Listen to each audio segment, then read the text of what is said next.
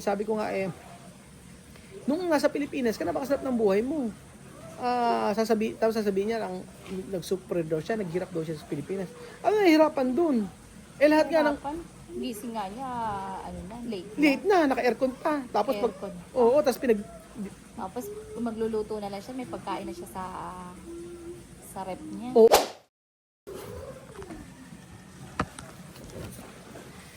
Magandang araw po sa inyo lahat mga amigo. So, alam ko po na napapanood niyo na po yung mga videos na mga sinabi sa atin ni Juana na mga kabaligtaran, mga masasakit na salita at pinalalabas niya na masama ako. So, sabi ko nga po sa inyo, hihimay-himayin natin to, iisa-isayin natin to para ma-explain ko sa inyo lahat. At para malaman niyo po ang totoo. So, eto na po. Meron pa pong video na sinabi si Juana dito. Ayan po, para hindi nyo. Ayan. So, habang sinasabi niya to, walang iyak. Walang, ang nararamdaman niya is, alam ko na parang inudyokon lang siya dito para magsalita ng masama sa akin. Kaya, sabi ko nga po, nakita ito ni Chamame. Niwala kayo. Nakita ito ni Chamame, yung video na to. At antayin nyo kung ano yung sinabi niya. So ito po mga amigo ito yung sinabi pa niya. Cuando yo regresar en Gabón, yo voy a ir a entrar en mi casa, yo coge mis niños, después vamos a vivir. No ha comprado terreno, no ha comprado nada. Ayun, sabi niya ganito, Billy. Nung bumalik daw siya sa Gabon, kinuha daw niya mga anak niya at wala daw binili sa aking lupa at bahay. Wala daw binili sa kanyang lupa at bahay. O ito pa. Sin llevarme al hospital, sin comprarme terreno. O yun lagi sinasabi, hindi daw din nila sa ospital. May video na hindi nila sa ospital. At pati daw pinagpipilitan niya yung lupa na hindi raw binili sa kanyang lupa. Ito pa. Ilan también morir sin nada. Yo estoy aquí en Gabón. Cuando yo he venido aquí en Gabón, cuando yo salí de Filipinas aquí, yo he venido en Gabón porque Liam y Bambino estaban aquí. Por eso yo venir aquí. Kaya daw pumunta siya sa Gabon kasi ano daw si Liam tsaka daw si Bambino. Oo. En Gabón para regresar en Guinea. Voy a hablar con Raúl. Por favor, mándame dinero. Yo quiero regresar en Guinea. Porque aquí yo no conozco a nadie. Yo vivo mal aquí. Ayun, sabi niya, yan na. Ayun. So, ang sabi niya doon ay sinabihan daw niya ako na por favor, please, padala mo ko ng pera para makabalik ko ng Guinea. Ayun po yung huling sinabi ni Juana na maling impormasyon. So, may resibo, mayroon akong pinakita sa inyo na pinadala ko ang pera, 180,000, yung time na nagagalit ako, na hindi niya na-appreciate yun kasi gusto niya ipadala is 250,000. Sabi ko, ano ang magagawa ko dahil ang pera lang kako ni kabayan ay yun lang. Alam niyo po, that time, talagang nahirapan ako maghanap ng pera na prangko para ipalit lang. Nahirapan ako. So, nagme-message ako sa ibang kabayan natin para makahanap ng mas malaking rate. Kaso bumabagsak po ako sa isang Pilipino na iba po yung rate na mababa talaga. So, walang problema sa akin din yun. Kahit mababa rate, di yan. Nagtatry ako. Yun. So, ang pinadala ko bili sa kay Juanes 180,000. Sa peso yun, nasa 19,000. Plus yung 7,000, 70,000, nasa 8 or 9,000 pesos, parang ganun. Basta napadala ko lahat is 20 plus. 20,000 plus, di ba? Para makabalik sa Guinea. 'Yon, para makabalik sa Guinea. Pero hindi niya na ako ni-replyan. Sabi ko, natanggap mo na ba ang pera? Wala siyang reply. Tapos, ang nakita ko doon, Billy, na wala siyang reply, yun yung time na gumawa siya ng video. Itong video na to. So, siguro na, sinabi ko kasi na, na hindi doon kami nagtalo eh nung binaba ko na siya ng phone kasi hindi ko kaya yung ginawa niya, sinabi niya sa akin. Kasi ang sabi niya sa akin eh, bakit ito lang pinadalang pera? Kulang to, di ba? Grabe. Ba't nakikinig ka kasi kay Chamame? Tapos sinabi pa niya na kinukulam daw ako ni Chamame kaya naniniwala daw ako. Sabi niya gano'n, kinukulam daw ako ni Chamame kaya gano'n. Kaya siya gumawa ng video na to. Sabi ko nga eh, para saan? Para ginawa niya tong video na to. Para masira ako, para ganoon. Eh, wala namang problema eh. Kasi, alam nyo naman eh. Nakita nyo, lahat. Buti na lang, Billy. Buti na lang, time na nagpadala ako ng 108,000, binidyo ko talaga. Binidyo ko talaga. Dapat naman. Kasi Para kung may hindi, proof ka. oo. Kasi kung hindi niya maaano na, hindi, sasabihin ko na wala akong resibo. Wala. Tsaka Eh, buti na wala. lang, meron akong resibo na, yung padala. Alam nyo ba, binayaran ko yun kinabukasan pa kasi sila nang tulog na.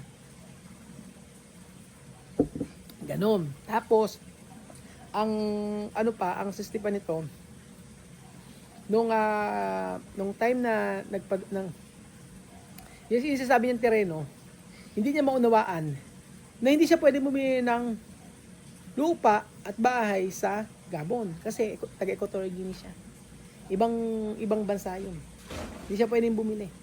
Tapos, buti na lang kamo hindi pinadala yung pera kay Darlene. Kung hindi patay, yari, busang pera. Kasi yung sabi ko nga, ipadala natin kay Juana yung pera. Pagbalik ako ni Juana doon, papadala namin yung pera. Pero ano nangyari? Nung nandun na siya, grabe na ang demand niya sa akin. Kaya siya magpadala ka ng pera, wala na kaming pera, wala kaming pangkain. Eh, yung pinapadala sa kanya, kunya nagpadala akong 5,000 ngayon. Ilang days lang, wala pang 1 week, ubos na naman. Tapos sasabihin mo, kapadala naman ako sa kanya pera. Wala pang 1 week, ubos na naman. Pakikita ko, pag tinawagan ko siya, nakapustura. Nakabagong damit. Yung mga damit ng mga pesusot yun, ng mga latest na yun, wala, hindi dito binili yun, doon pa sa Guinea yun. Ganon.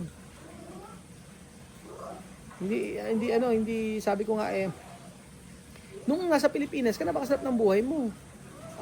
Sasabihin niya lang, nag-super daw siya, naghirap daw siya sa Pilipinas. Ano nahihirapan dun? Eh lahat nga ng, Gising nga niya, late na, naka-aircon pa. Tapos Aircon. tapos Tapos, kung magluluto na lang siya, may pagkain na siya sa rep niya. tapos alam nyo ba, dinadala ko ng pagkain yun. Tapos pagka hindi niya kinakain, alam mo ba, bili dahilan. Hindi raw siya kumakain ng hindi lutong pagkain. Gusto raw niya, mainit-init pa pagka hinain mo sa akin. Ganon. Ano ka? Alam mo, ilang beses kung dinala ng pagkain, dinala ko ng inihaw na manok. Hindi kinakain, tinapon lang. Nang hinayang ako, tayo, di ba? Ayun talaga, Diyos ko, ikaw nga bigyan ka ng, matutuwa ka na eh. Kahit leftover lang, di ba? Ano lang, oo. Kahit na yung pagkain mo binigay sa iyo. Kagaya niyan, di ba? Binigyan kita binibigyan kita, di ba? Kinukuha niya. Si Ate Janet, gano'n, binibigyan ko din. Kinukuha nila. Kasi ano yun eh. Siya, alam mo ba, sabi niya, hindi ako kumakain ng pagkain na hindi mainit. Gusto ko yung bagong luto. Ano siya. Ganun yung mga ginawa. Kumbaga sa akin, Dedma, okay, sige, iba ka siguro tao, ibang lahi ka, ganyan, okay lang yun sa ganun.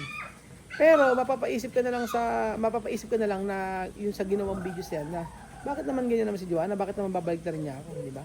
Sa mga, ang dami nga niyang ginawa dito eh, di ba? Ang dami niyang ginawa dito sa Pilipinas, sa pagkain lang. Ano ang ginawa? Sabi, manok lang daw may manok lang daw dinadala, tsaka tinapay. Naku, pag bumili pa siya ng soft drink, ganito, punta kami 7-Eleven, bibili ng soft drinks. Tapos, bibili ng alak. Tatago niya sa akin yung alak. Tapos, siyempre, hindi ko matitingnan yung resibo. Kasi binigay ko sa kanya pera eh. Bibigyan ko 1,000. 1,000, bibigyan ko bili ha. Punta kami 7-Eleven. Bibili niya, ubusin niya lahat yun. Makikita ko yung plastic niya, puro alak. Alak, tsaka pulutan. Cheria. Silang dalawang mag-ina. Kaya ng mga lately, nakita nyo, hindi ako nagbablog sa kanila kasi sabi ko, kesa mainis ako, okay lang naman hindi mag-vlog, walang problema dyan. Mag-ano lang ako, mag-trabaho ko, ganyan. Sabi ko ganun.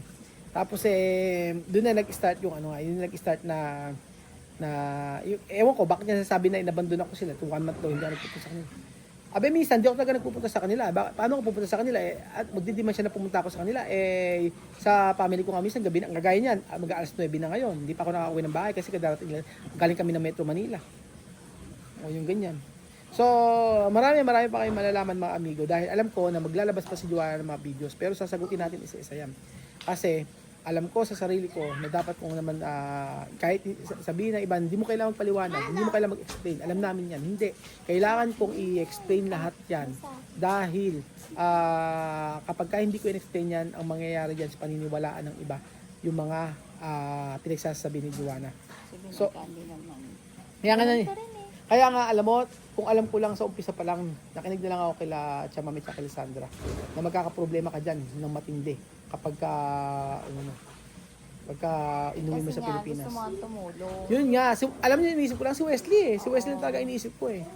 Ganyan eh. Hindi naman natin expect na hindi, pagbalapag dito ni Joanna, ayaw na rin niya umuwi. Ayaw niya umuwi. Siya ang may ayaw Hindi naman umuwi. walang problema eh. Sasabihin niya gusto umuwi. Kung sasabihin niya sa akin na gusto rin niya bumalik kailan na namatay, bakit nung nasa Pilipinas siya, nang hinatid niya sana ilang days lang pwede naman siyang umuwi. Or yung ticket na, may return ticket siya eh. Siya po ayaw na. Siya may ayaw umuwi kasi nasarapan siya sa buhay dito. Paano hindi At saka sasarap? hindi. Gusto pala niyang magpunta ng France. O gusto niya magpunta ng France kasi merong tutulong sa kanya. Alam niyo bakit siya gusto niya France doon? Para magtrabaho. Anong trabaho gusto niyang gagawin doon? Ang gusto niyang trabaho doon is hanap ng lalaki. Magpa-bar siya, hanap ng lalaki para makapangasawa siya doon. At yun maging trabaho. Kung trabaho niya sa Equatorial Guinea, yun ang gagawin niya. Buti na lang kamo, hindi ako pumayag. Kasi talagang plano ko na sponsoran ko siya. Na pagagamit ko, buti na lang talaga. Alam mo, Billy, buti na lang, sinabihan ako agad ni Belgium at ni Lendin na huwag mong pagagamit yung bank account mo. Kasi yung bank account ko, baby, ang bank account ko, marami kong bank account. Yung bank account ko na isa, pwede kong i-under yung name niya. Pag ginawa ko yun, ang laking problema. Makakarating siya ng France actually, pero magdudusa ako. Buti na lang nandiyan sila Mamita. Sinabihan ako. Yan, buti na lang sila Mamita nandiyan. At sila, yung mga Talagang mabait pa rin si God. Oo, buti na mabait pa rin si Lord kasi kung inilagay ko yung pangalan ko, kung inayos ko yung pangalan, kung inayos ko yung visa niya sa sa France, tapos ilalagay ko yung bank account ko. Alam mo, tapos bibigay ko sa kanya yung ano ko. Mauubos yung pera. Mauubos yung pera sa kanya. Ito lang.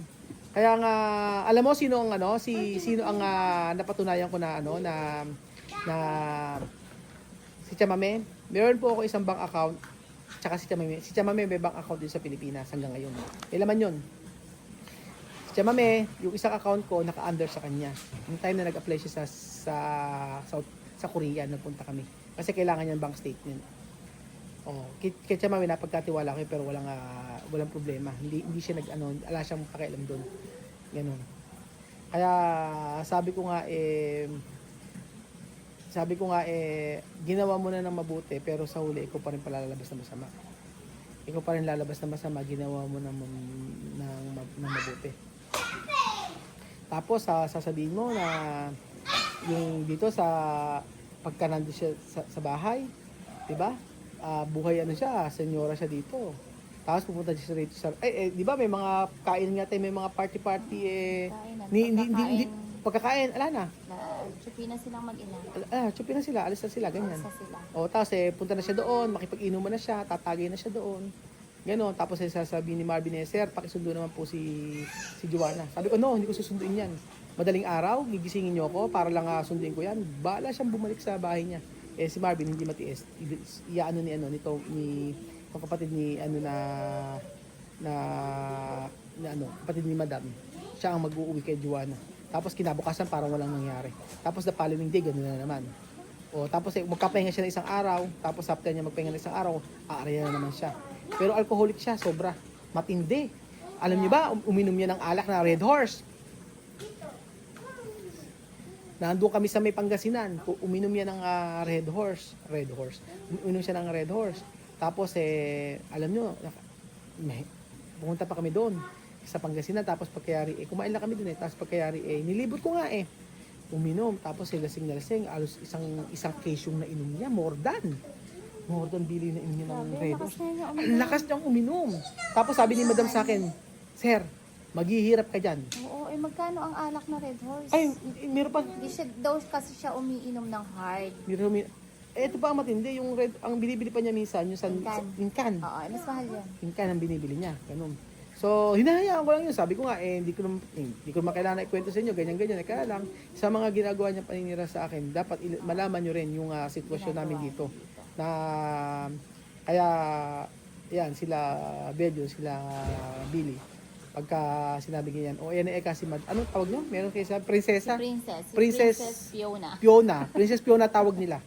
Princess, Prinsesa. Pagka gusto niya, sabi niya, Raul, gusto ko mag-parlor. Punta parlor, diretso. Pagda-drive ko yan, walang problema. Raul, gusto ko bumili ng bumili ng mga damit. Mahal pa nga yung mga damit niyang Mahal nabibili. Sabi ko nga, di ba nga hindi naman nag-i-issue nga yung pera. Nag-i-issue. Oo, kasi nga sabi ko nga, gusto ko maging Sana portab. Oo, puro sana all to. Sana all. Ganoon. Nakikita ko yung vlog. Ay, sana all ang mahal ng kanya. Tapos, eto pa. Meron pa siyang ginawa. Yung may video tayo na, tanda mo ba yung iPhone? Tinanong ko si Wesley, tingin, tsaka siya, Wesley, ano yung gusto ng nanay ni na iPhone na magugustuhan, sabi niya. Tapos sabi niya, iPhone 12 ba yun o 11, ganyan. Okay na yun, sabi niya ganun, Wesley. Tapos tinanong niya sa nanay niya, anong gusto mong iPhone, gano'n. Tapos sila gusto, yung sinabi, iPhone 12 yata, basta ganun lang. Noong time na sinurprise ko yun, may video yun. Masaya siya doon, nung binuksan.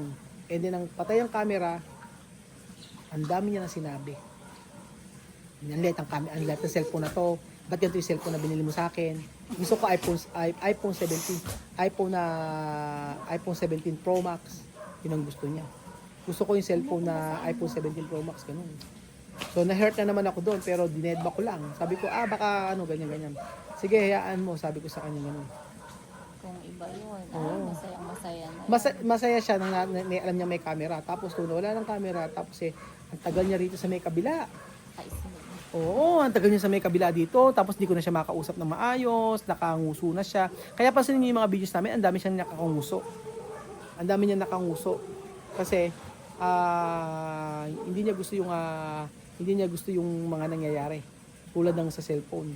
Basta hindi niya nagustuhan. Hindi niya Wala na po nagustuhan. siya din. Tapos wala siyang yung kagaya halimbawa nasira. Yung TV ni Bed yun nasira niya. Di ba sino kasi ng set ng TV mo? Ikaw siya no? Siya nga, kasi Yung TV, 24 hours walang patayan. yung TV ni Bed yun sinira niya, bagong-bago yun. 24 hours na kasindi. Wala silang pakialam. Electric pan, 24 hours na kasindi. Wala silang pakialam. Wala silang pakialam. Hanggang sa nagsalita ako sa kanya, hindi ko sinasabihan ko sila, hindi ko hinahayaan na ganyan lang. Kagaya sa kuryente, sabi ko, mahal ang kuryente sa Pilipinas. Kapag sa umaga, malamig pa naman, doon na kayo mag-aircon. Ano ka? Pag bano ko doon, naka-aircon Naka-aircon pa rin. Alas 11 ng umaga, naka-aircon pa sila, ganyan. Tayo nga, basta malamig na, patayin na Patay na, oo. Kaya nga, sabi ko nga, yung mga yun, maliliit na bagay, pero hindi nakikita ng mga viewers yan. Hindi nyo nakikita yan. Kaya nakikita nila yung... Ang nakikita nila sa akin, yung akala ako may kasalanan, ako ang mali. Ba't daw kinukonsinti ko, ini-spoiled ko. Ano yung ini-spoiled? Pinararanas mo lang. Pinapara-experience ko sa kanya yung mga hindi nila na-experience eh. Anong masama doon na sila kumain sa ganon or ano. Sabi ko nga ang layo nila sa pamilya ng Tiyaman nila. Napakalayo. Ay, sobra. Napakalayo. Wala. Hindi katiting. Hindi sila na ano. Oo. Nung time na umuwi si Juan dito, talagang napasaya niya ako. Kaya dito totoo yung sasabihin si Juan na hindi pinasasayaw ko ng pilit. Ito yun. Siya mismo ang sumasayaw. Kaya yun yung naging okay ako. Si Juan na naging Baka okay yung ako. sinabi niya, ano ba yun yung sayawan? Tayo, Pasko ba yun? Hindi ko alam kasi yung Pasko pa nga games yata yun eh. In New Year, sumasayaw din siya, wala namang problema. Sumasayaw pa nga siya ng kung ano-ano sayaw. Pati ako Siya sumasayaw. mismo sumasayaw. Oo, di ba yung New Kasi Year? kung ayaw niya, steady lang Steady sa lang siya isang doon. topic. Oo, kasi Hindi, siya, siya talaga yung nag-aano ng... kung si Chamamay, kung ayaw niya talaga. Ganun. Hindi, tuwan-tuwa pa siya. Oo. Kaya sabi ko nga ay nako, sinasabi na rin na ni Billy na ang grateful kaya ang grateful hayaan mo na. Sabi ganun. Kaya buti nila may mga videos tayo na kung saan ginawa natin yung lahat para maging okay sila sa Pilipinas. Kaya yung mga videos na ginagawa niya, for sure masusundan pa yan. Pero sige, sasagutin natin na sasagutin yan. At inaantay ko lang na sila ay makabalik sa Guinea. Pero hanggat gumagawa siya ng video at hanggat inaano niya ako, at sasagutin ko yon kasi karapatan ko yon na ipagtanggol ko yung sarili ko. Yung mga taong nagsusul sa kanya, walang problema sa akin yan. Kung sino nagsusul sa kanya, o bigyan niyo si Joanna, mas matutuwa pa nga ako eh. Pero, walang kaso sa akin yan. Pero tingnan natin, ang inaabangan ko dito is yung nagkausap ko nga si Chamame kasi nakita ni Chamame yung video. Galit na galit si Chamame. Sabi niya sa akin, antayin ko lang siyang bumalik dito sa Guinea para malaman niya lahat ng mga pinagsasabing lahat ng mga paninira niya sa'yo. Alam na alam kung hindi totoo yung mga pinagsasabi niyan. Kasi kami mismo, ako, nagsalita ba ako na masama kay Roel? Sabi niya, nagsalita ba ako na masama sa'yo? Sabi ni Chamame, hindi, kasi totoo yung mga sinabi mo. Pero ano nangyari? Natuto ako. Sabi ni Chamame, natuto ako. Kasi totoo yung sinabi mo lahat. Natuto ako. Yung mga pagkakamali ko ay inaccept ko. Diba? Kaya nga, nung sabi ni Chamame na babalik agad sila, sabi ko hindi sila agad babalik, sabi ko. Kaya nung sabi ni Chamame sa akin, bakit hindi i-accept yung katotohanan na nagkamali siya?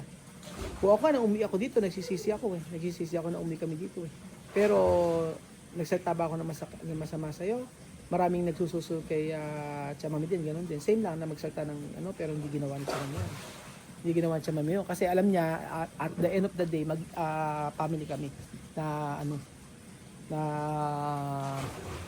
ako pa rin ang makakatulong para sa kanila. So tingnan natin, sana nga may tumulong kay Joanna.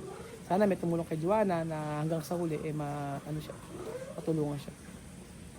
So, yun po mga amigo. Marami siyang ginawa dito sa Pilipinas na sasabihin ko po sa inyo mga amigo para at least alam nyo na hindi to paninira kung hindi sasagutin natin yung mga binabato niya sa ating mga hindi totoong mga information.